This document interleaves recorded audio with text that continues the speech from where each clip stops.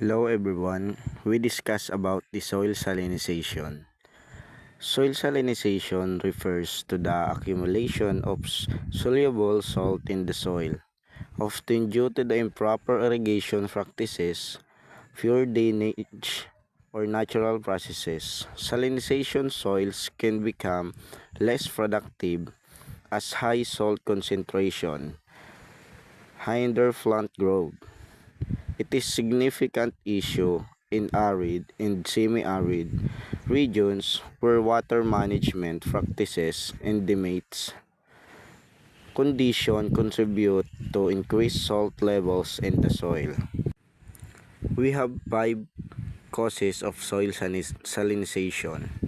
The first one is irrigation practices. The inefficient irrigation. The use of improper irrigation techniques such as flood or surface irrigation can lead to waterlogging and evaporation, leaving behind salt deposit. Dito naman po ay kapag mali ang paraan ng pagdidilig ng tubig sa taniman, tulad ng pagbaha sa bukid o patag na lupa, maaring magdulot ito ng sobrang tubig sa lupa na tinatawag na waterlogging at mabilis na pagkatuyo ng tubig dahil sa singaw o evaporation. Dahil dito, naiipon ang mga asin sa lupa na pwedeng makasama sa pagtubo ng mga halaman.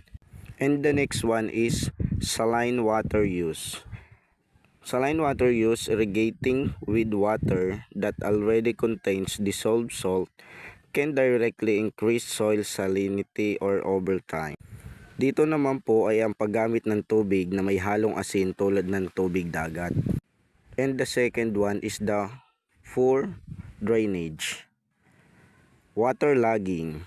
Without proper drainage, waterlogging can accumulate in the soil, leading to evaporation and salt concentration at the soil surface.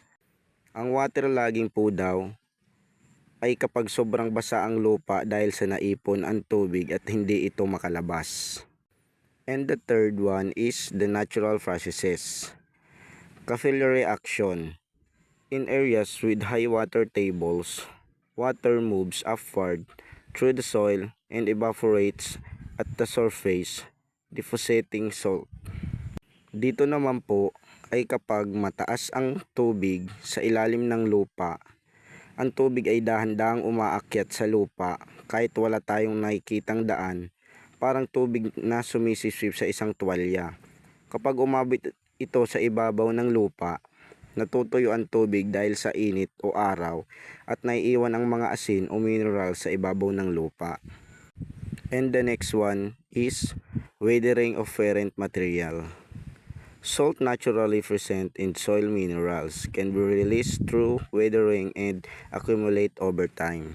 Dito naman po ay kapag nasisira o nabubulok ang mga bato o lupa na tinatawag na parent material, ang mga natural na asin na nasa loob nito ay mapapalaya at naiipon sa lupa sa paglipas ng panahon. And the fourth one is climate condition.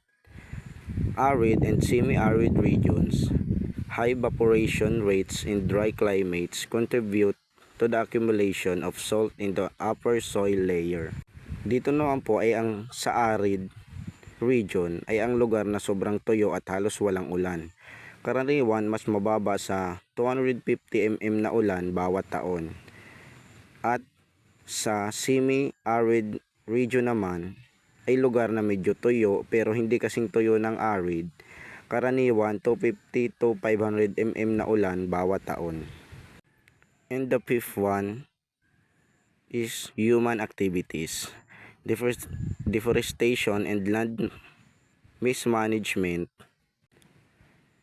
is removal of vegetation can reduce soil structure and increase the risk of salinization.